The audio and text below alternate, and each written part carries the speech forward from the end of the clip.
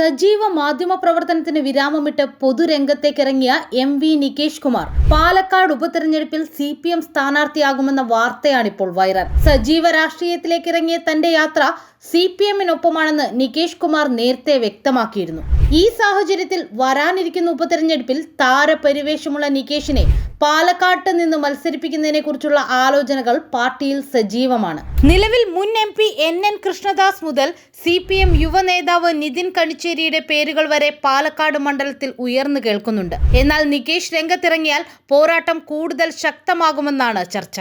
2016 നിയമസഭാ തിരഞ്ഞെടുപ്പിൽ കണ്ണൂരിലെ അഴീക്കോട് നിന്ന് ഇടതുപക്ഷ സ്ഥാനാർത്ഥിയായിരുന്നു നികേഷ് കുമാർ. അന്ന് 2462 വോട്ടുകൾക്ക് മുസ്ലിം ലീഗ് സ്ഥാനാർത്ഥി KM ഷാജിയോട് നികേഷ് പരാജയപ്പെട്ടു. പിന്നാലെ തിരികെ മാധ്യമ പ്രവർത്തനത്തിലേക്ക് മടങ്ങിയ നികേഷ് ഒരിടവേളയ്ക്ക് ശേഷം വീണ്ടും രാഷ്ട്രീയത്തിൽ സജീവമാകാൻ ഒരുങ്ങുകയാണ്. പാലക്കാട് CPM നികേഷ് കുമാറിനെ രംഗത്തിറക്കിയാൽ അത് കോൺഗ്രസിന് കനത്ത തിരിച്ചടിയായേക്കുമെന്നും വിലയിരുത്തലുകളുണ്ട്. BJP 2ാം സ്ഥാനത്ത് നിൽക്കുന്ന മണ്ഡലമാണ് പാലക്കാട്.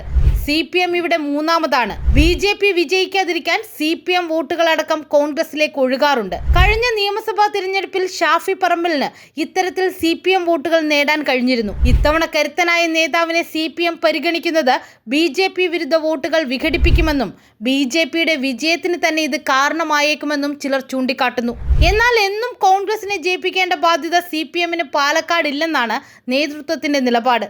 അതേസമയം ആരെയൊക്കെ മത്സരിപ്പിച്ചാലും ഇത്തവണയും മണ്ഡലം നിലനിർത്തുമെന്നാണ് കോൺഗ്രസിന്റെ അവകാശവാദം. ലോക്സഭാ കണക്കുകളാണ് പാർട്ടിയുടെ ആത്മവിശ്വാസം വർദ്ധിപ്പിക്കുന്നത്. ലോക്സഭാ തിരഞ്ഞെടുപ്പിലെ കണക്കുകൾ പ്രകാരം 9707 വോട്ടിന്റെ ലീഡ് പാലക്കാട് നിയമസഭാ മണ്ഡലത്തിൽ മാത്രം UDF-നുണ്ടായിരുന്നു. കോൺഗ്രസിലും സ്ഥാനാർത്ഥി ചർച്ചകൾ കാര്യമായി പുരോഗമിക്കുന്നുണ്ട്. K മുരളീധരന്റെ പേരിനൊപ്പം യുവനേതാവ് രാഹുൽ മാങ്കൂട്ടത്തിലിന്റെ പേരും ഉയർന്നു കേൾക്കുന്നുണ്ട്.